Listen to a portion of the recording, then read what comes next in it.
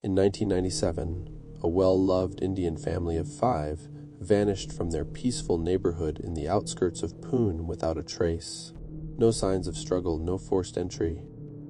One morning, their neighbors simply noticed their house was silent, strangely silent. Over the years, theories spread that they relocated, ran from something, or worse.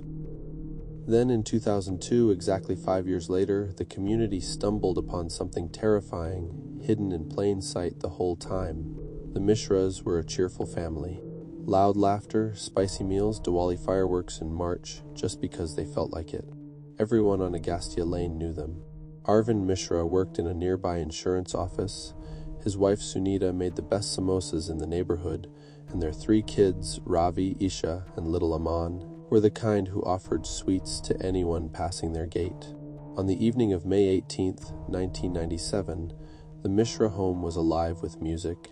Sunita's sister and her kids were visiting. The cousins played cricket in the front yard while the adults chatted inside. Arvind waved at neighbors across the street as he brought out folding chairs. By nightfall, everything seemed normal. By morning, they were gone.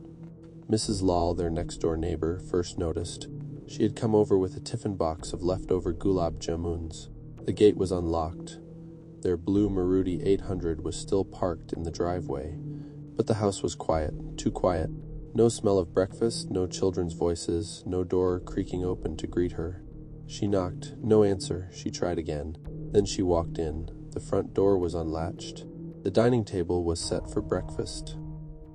Half-burnt incense sticks were still smoking in the prayer corner. A glass of chai sat cold beside an open newspaper. Nothing looked out of place except for the absence of any human presence. Mrs. Lal felt her stomach drop. She walked further in.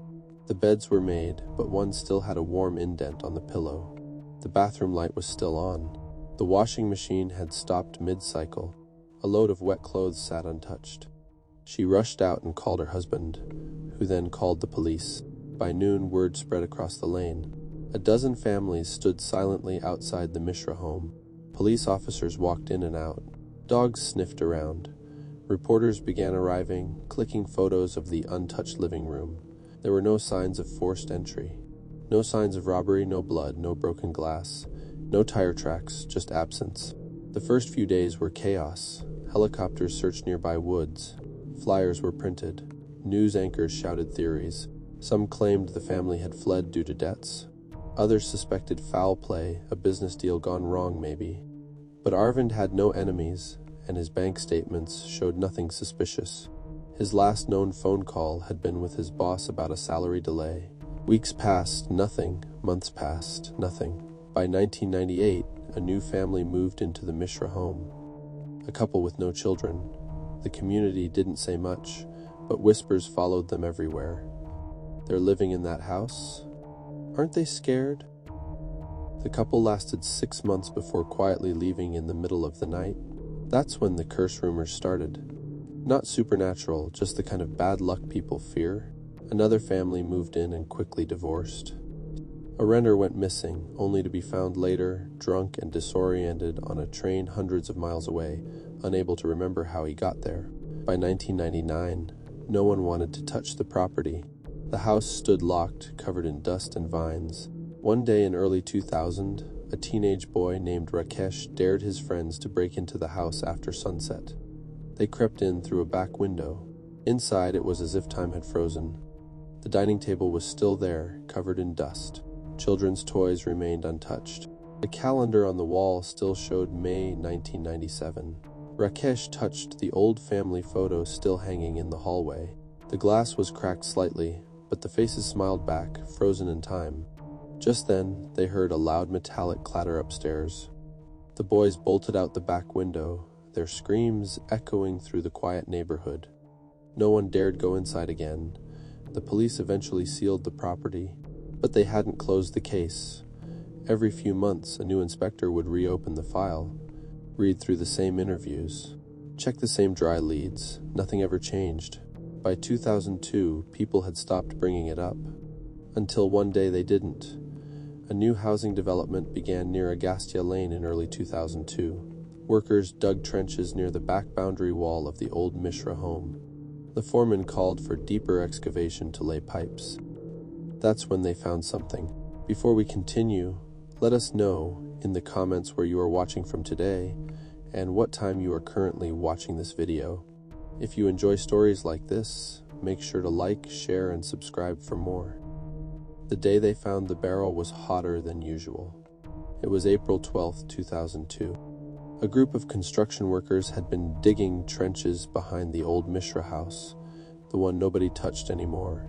Their job was simple: clear out the back fence, level the soil, and lay down a new pipeline for the housing project expanding toward Agastya Lane. The site manager, Harish Singh, stood under a small umbrella with a notebook and a dusty walkie-talkie. A cigarette dangled from his lips. He didn't care much for the gossip the locals whispered about the house. To him, the place was just an old structure holding up a new project.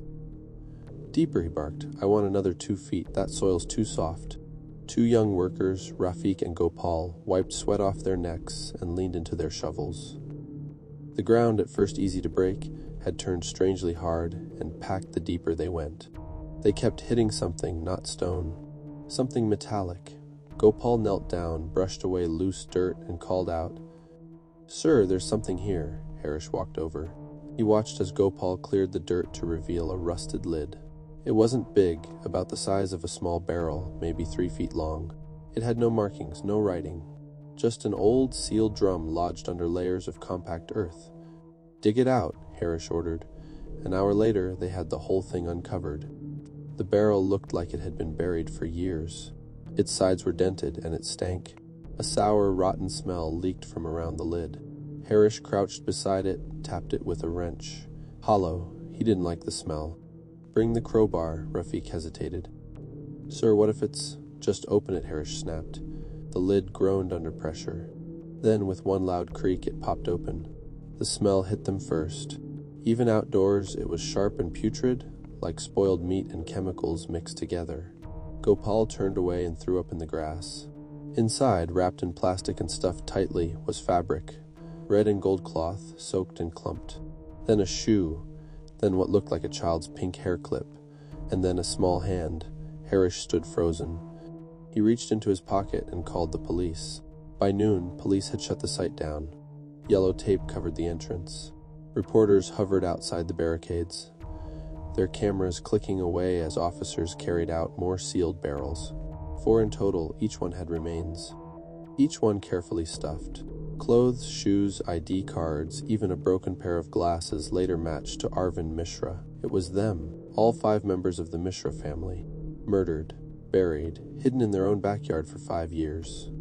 The story exploded across every news channel. Happy Indian family found dead after 5 years. Mystery of the vanished Mishras cracked wide open. But while the headlines screamed, real people were affected, especially those who dug the barrels up. Rafiq couldn't sleep that night. Neither could Gopal. Neither of them had ever seen a dead body before, let alone uncovered one. The image of that tiny pink hair clip haunted Gopal. His niece wore one just like it. Every time he blinked, he saw the pale hand folded beside it. A few days after the discovery, both men were called in for questioning. The officers didn't treat them as suspects, but they weren't friendly either. They asked dozens of questions. "Did you see anyone burying the drums?" "No, sir." "Notice anyone suspicious while digging?" "No, sir." Harish, the site manager, was also grilled. He had only moved to Pune 2 years ago. He had no connection to the Mishras. His records were clean. After weeks of questioning, the police had one clear truth. The Mishras had been murdered and hidden right under everyone's nose. But the who and the why were still blank. No fingerprints, no forced entry, no enemies. It didn't make sense. One evening, Gopal was walking home when a black van pulled up beside him. 2 men in plain clothes stepped out. They flashed police IDs. "Can we talk?" They brought him to a small room at the local station. Inside, a senior inspector named Rajan Mathur sat waiting. "Gopal," he began, his voice calm.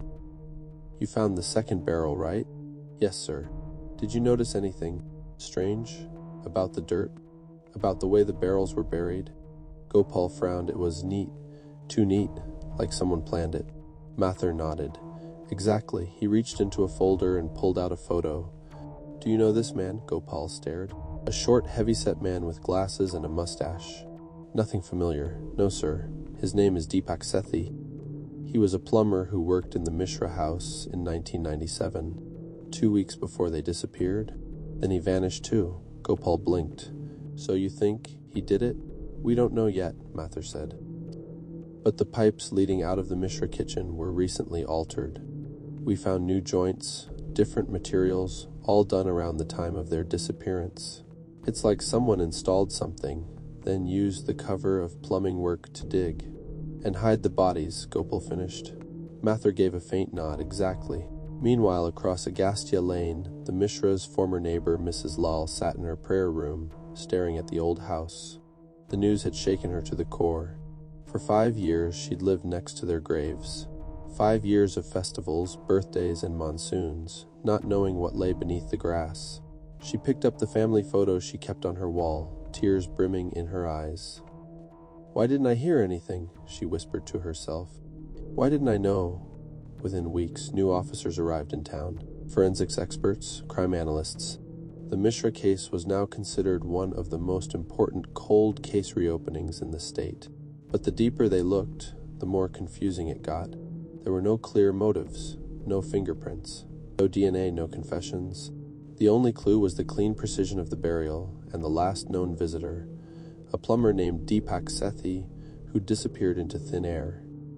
Inspector Rajan Mathur wasn't new to murder cases. He'd handled plenty during his 15 years on the force. But something about the Mishra case clawed at him. The bodies were buried with care. Too much care. Whoever did it took time, made plans, and didn't panic. This wasn't a random act of violence. It was personal, and yet there was nothing to go on. No financial motive, no enemies, no break-in, nothing stolen. No ransom call. Just 5 people erased, then sealed in metal barrels like trash. It felt wrong, and Rajan hated loose ends. He started at the beginning. July 2002, he visited the old records department, a dusty basement with cracked walls and mismatched files.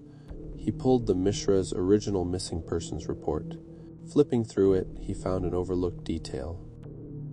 A neighbor had mentioned a delivery truck seen parked near the house the night before they vanished. Back then it was dismissed. The family often had deliveries, groceries, furniture, party supplies.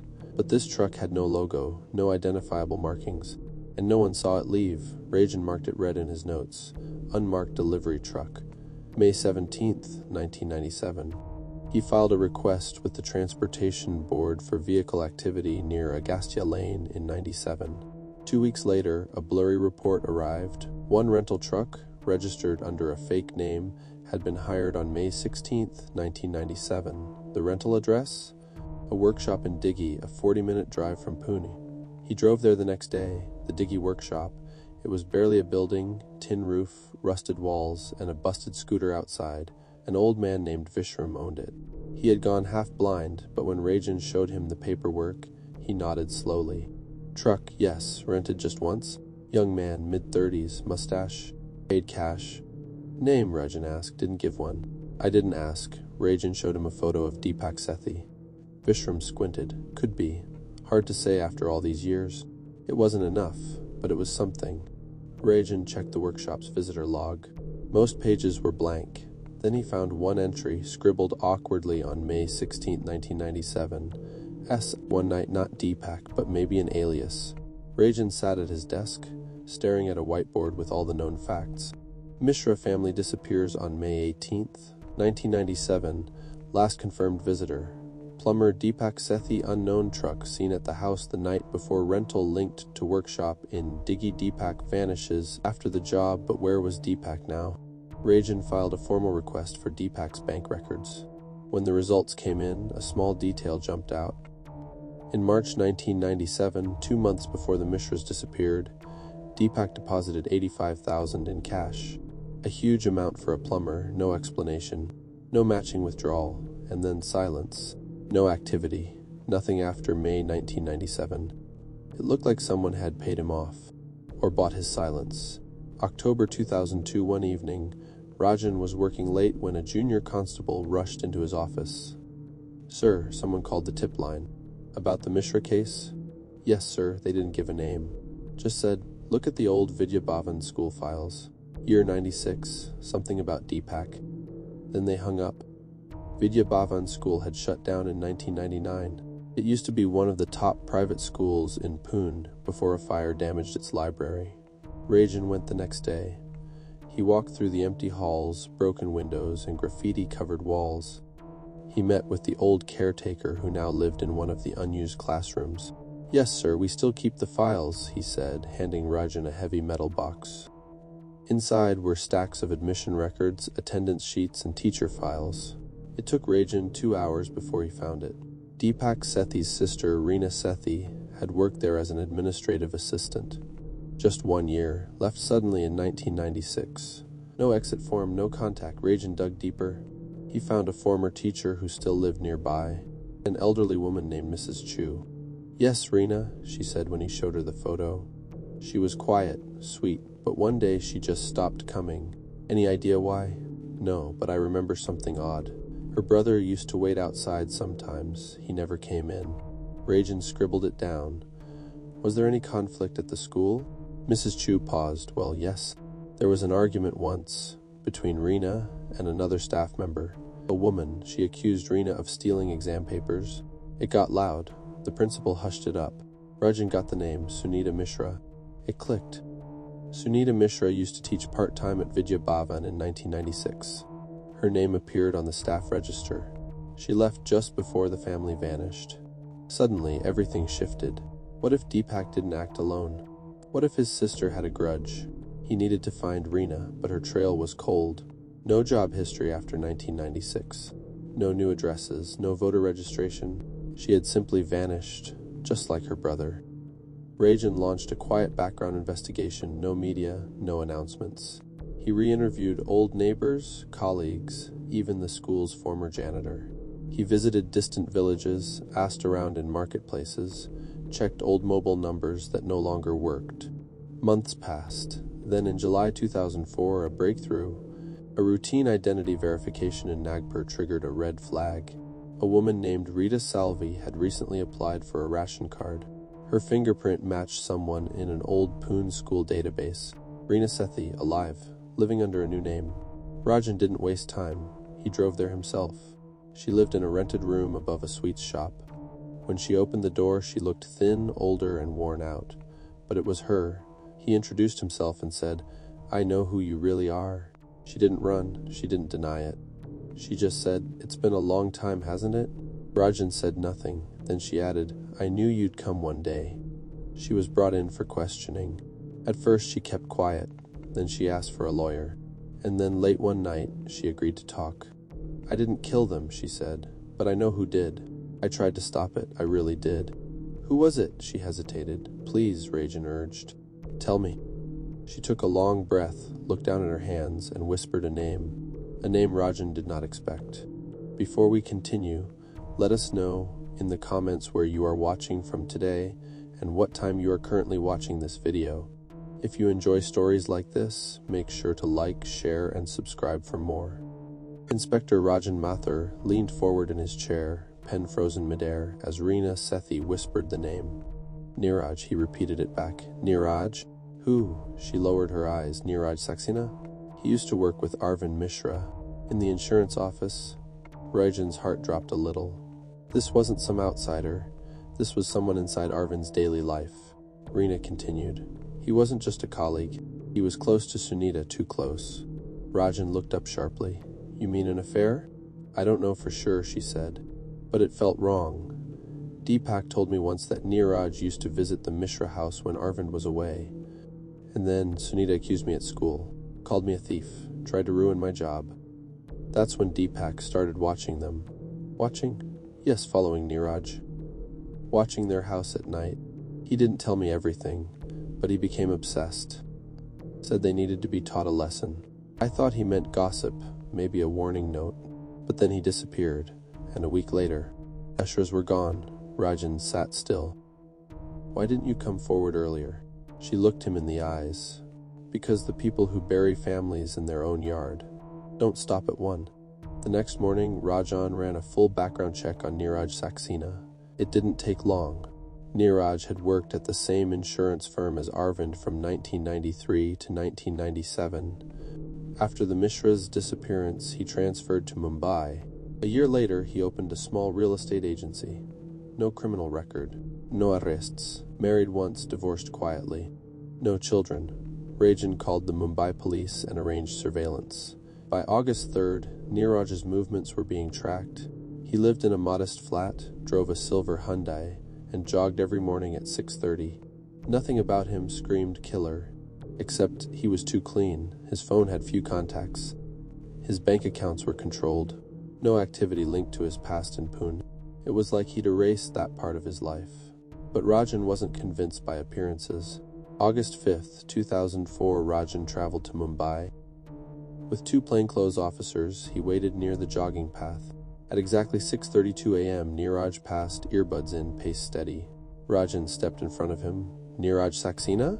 Neeraj slowed down, pulled out one earbud. "Yes, I'm Inspector Rajan Mathur from Pune Police. We'd like to talk." Neeraj raised an eyebrow. "About?" "The Mishra family disappeared in 1997. Neeraj's expression didn't change. "That was a long time ago, not long enough." They brought him to the local station. Inside the room, Rajan laid out 5 photos on the table, one for each member of the Mishra family. "Remember them?" Neeraj studied the pictures. "Of course, Arvind was my co-worker." "What about Sunita?" Neeraj hesitated. "She was his wife." "Anything more than that?" Neeraj glanced up. "What are you implying?" "I'm not implying anything yet," Rajan said. "But Reena Sethi told me something. About your visits to the Mishra house. While Arvind was away." Neeraj gave a cold chuckle. "Reena was always paranoid. I dropped off insurance documents a few times. That's it. She says you had something with Sunita. That Deepak followed you. That after a fight at her school, Deepak planned something. And now, both the Mishras and Deepak are gone."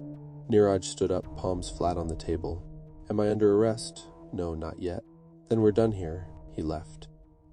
That night, Rajan sat alone in his hotel room, playing the conversation over in his mind.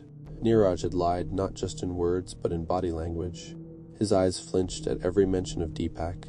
His voice tightened at Sunita's name. But none of it was proof, just instincts. Rajan knew he had to dig deeper. Back in Pune, Rajan tracked down an old secretary from Arvind's office. Her name was Pushpa Mehra. "Yes, I remember Neeraj," she said. "He was very polished, always smiling. A bit too friendly." "Did you ever see him with Sunita?" She paused. "Only once. He came to the office on a Sunday. Arvind was out. Sunita came by to drop off his lunch. Neeraj offered to walk her home. I found it odd. But who was I to say anything?" "Did Arvind ever suspect anything?" "No. He trusted Neeraj like a brother. That trust may have cost him everything." Rajan received a call from Mumbai. One of the surveillance officers had followed Neeraj to a storage facility just outside the city. A private unit paid in cash. Rajan got a warrant. Inside the dusty unit, he found 2 empty steel drums, a bag of old plumbing tools, a roll of thick plastic A-file folder with insurance forms. Some with Sunita Mishra's name. Rajan stood there for a long time. This wasn't just evidence. This was a silent confession. Neeraj had planned the disposal using plumbing materials. He had kept pieces of the crime like trophies. They arrested him that night. He didn't resist, just sat quietly as they cuffed him. At the station, he said only one sentence. "Whatever you think you know, you don't." Rajan stared at him.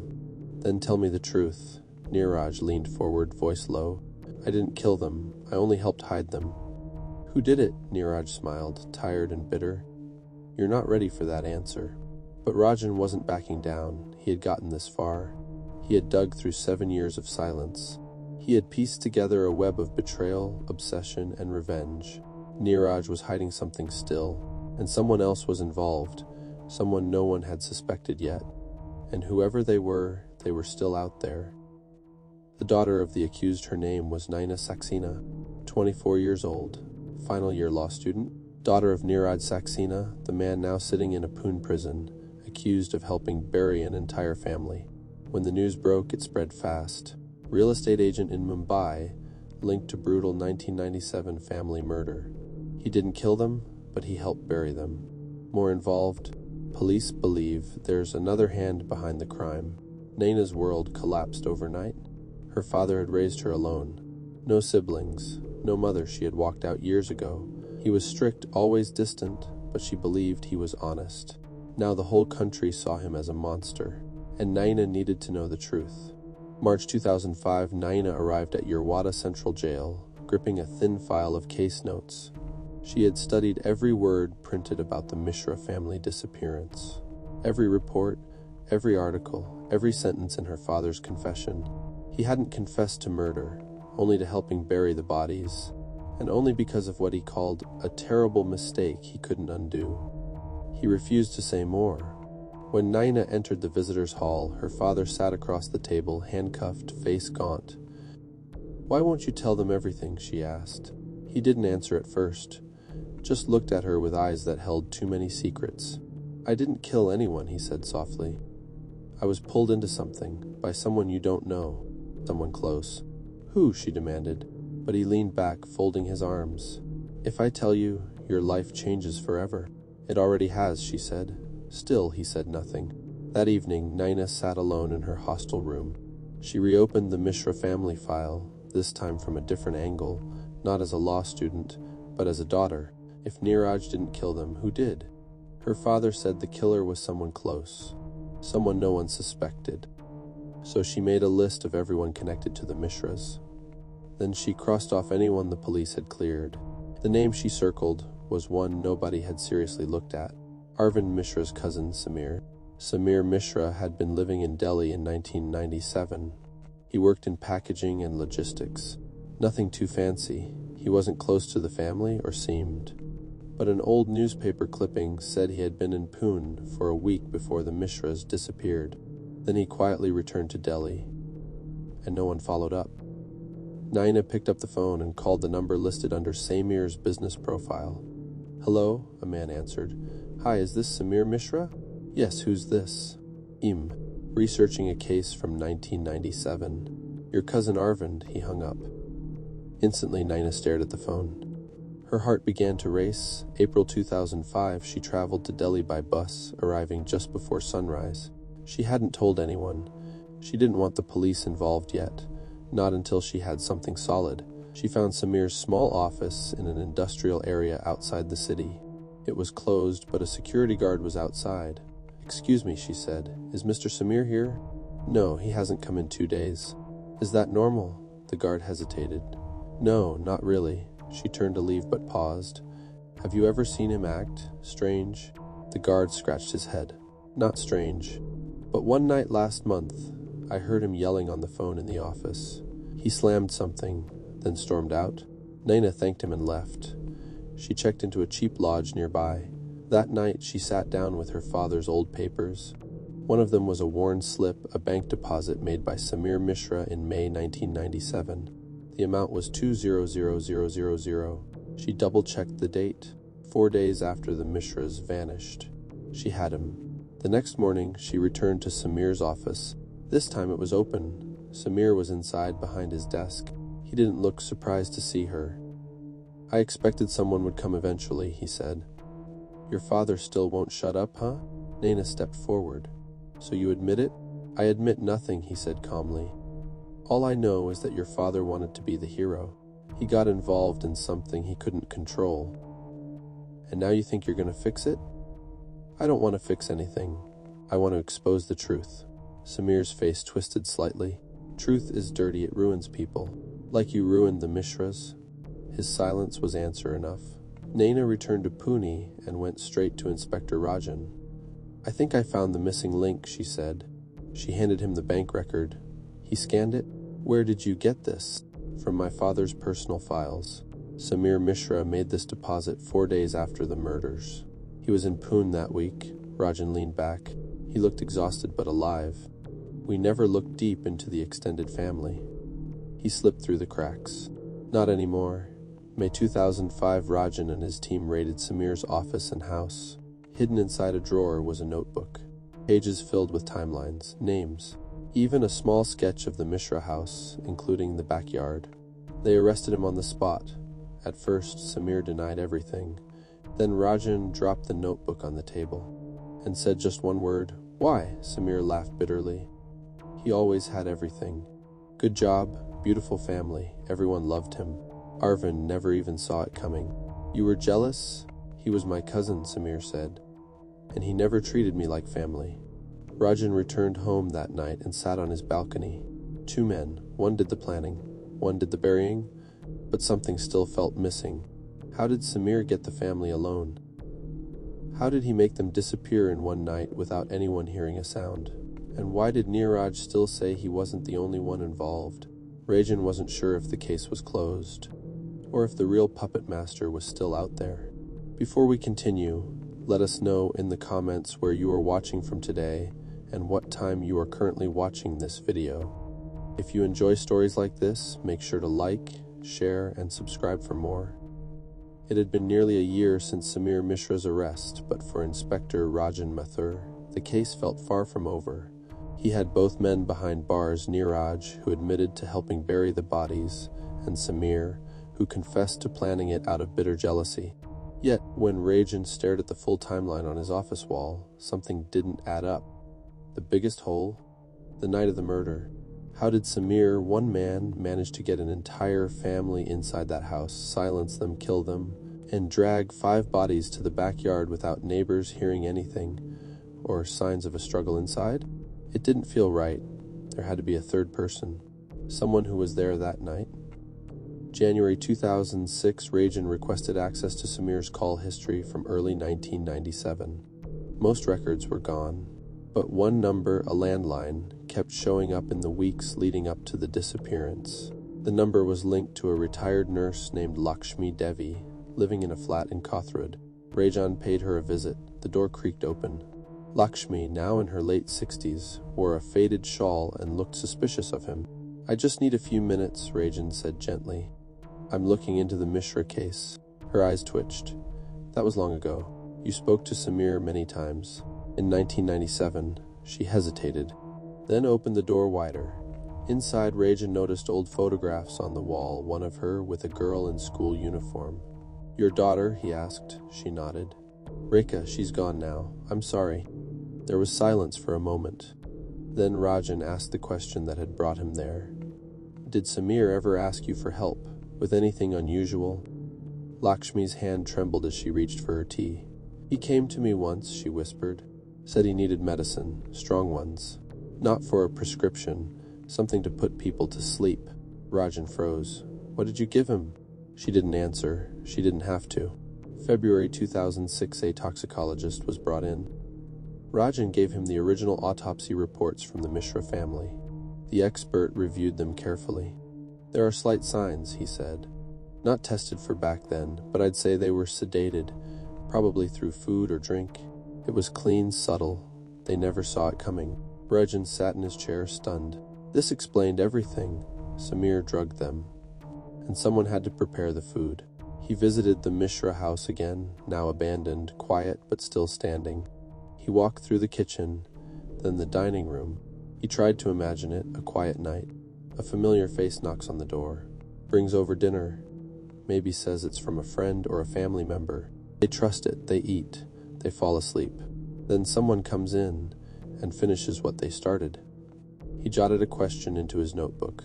Who cooked the last meal? March 2006.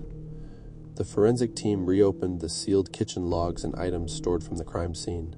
Inside a faded grocery bag, they found containers labeled with a sticker. Suhana Tiffin Services, Shivaji Nagar.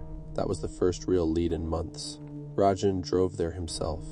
The tiffin shop was still open, now run by a younger woman named Ruksar. Her mother had started it, but retired years ago.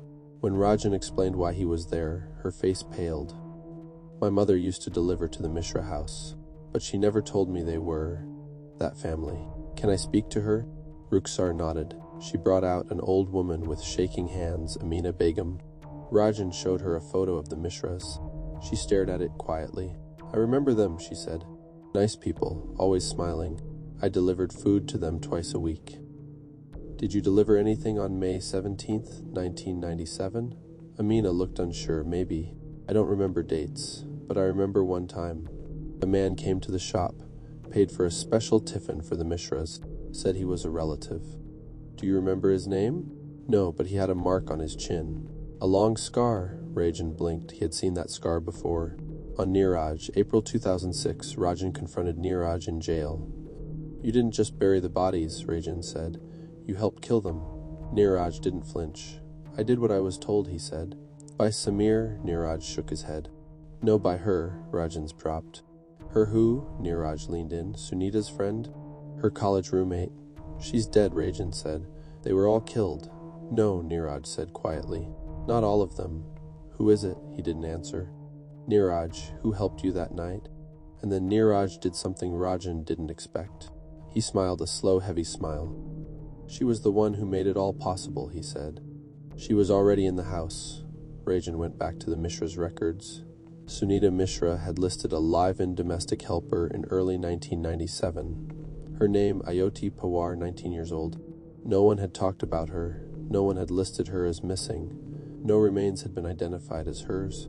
She had vanished the same night as the Mishras, and everyone assumed she was one of the victims. But there was never any proof of that. Rajan's pulse kicked up. He ordered a national search. Police all across Maharashtra were alerted. May 2006, a week later, a call came in from Nasik.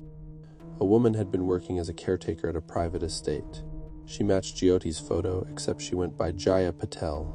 She was arrested and transported to Pune. When Rajan sat across from her, he saw it instantly, the fear, the regret, and the weight of secrets she had carried for 9 years. "Jyoti," he said. She didn't speak. "Why did you help them?" Tears filled her eyes. "They promised me money," she whispered. "I didn't know they would kill the children. I thought they'd just scare the parents. Then they made me help move them.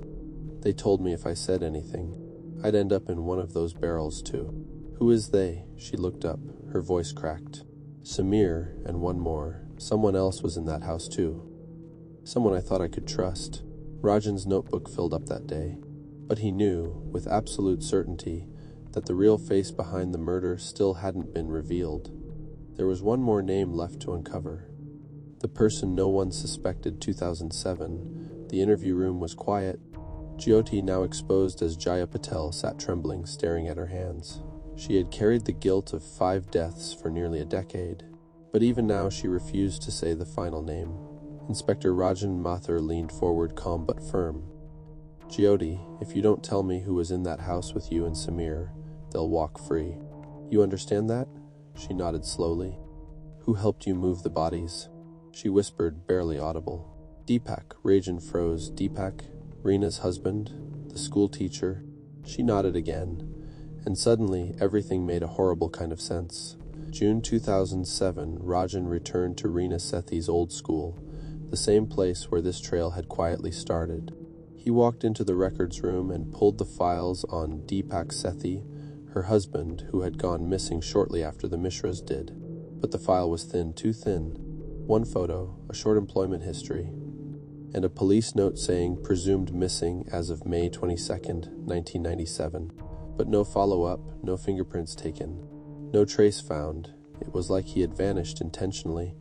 Rajan went to his car, heart pounding, and called his team.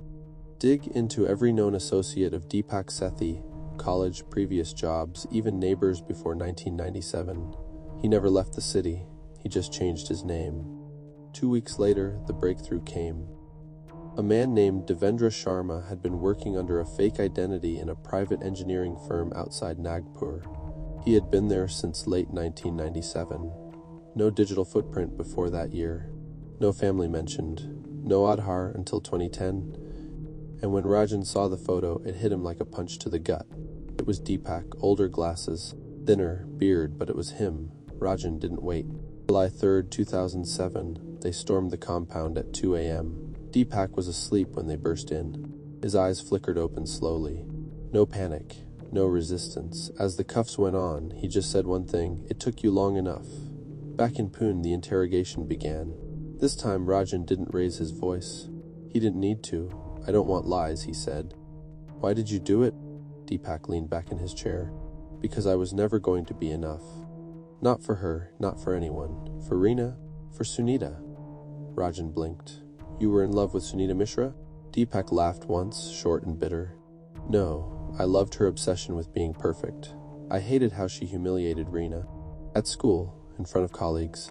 She mocked her, poisoned her job, made her cry at night. He paused. I told Rena I'd fix it. She thought I meant talk to her. What I did instead was so much worse. Deepak admitted it all. How he met with Samir in secret. How he planted ideas in Samir's head, pushed his jealousy further until he snapped. How he coordinated with Neeraj to bring the sedatives. How he convinced Jyoti, the house help, to cook the meal. How he watched the Mishras fall asleep at the dining table. Then he and Samir dragged their bodies out. Even the kids, Rajan asked. Deepak went quiet.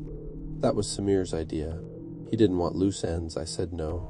I begged him, but I didn't stop him. I just stood there. And you buried them? I handed Neeraj a shovel, told him where to dig. And then I disappeared. New name. Life. Horizonstam. So why now?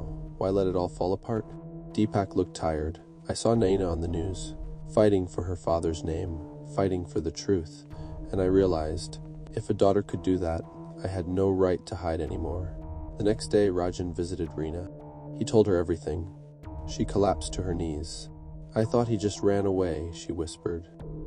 I thought he couldn't face the rumors. I didn't know. You weren't part of this, Rajan said. You were a victim too. She looked up, eyes empty. No, I was the spark. I lit it. I just didn't know the fire would burn that big. August 2007. The remains of the Mishra family were finally released to their extended relatives. A public memorial was held. Hundreds came, some who remembered, some who had only heard the story. Naina Saxena stood beside the grave, flowers in hand. Her father Neeraj had been granted 1 day's leave under police escort. He stood back, silent, watching the tombstone that carried 5 names, and none of his. After the ceremony, Naina walked up to Inspector Rajan. Is it really over now? She asked. He nodded. Yes, no more secrets. She looked away, eyes wet. No more lies. Rajan returned to his office, where the old file lay closed on the desk. Case closed, Mishra family disappearance, but he didn't celebrate. Not really, because justice, he knew, never came clean. It came late after too much pain, after too many buried truths, and sometimes it wore the face of the person no one would ever suspect. If you like this story, make sure to like, share, and subscribe.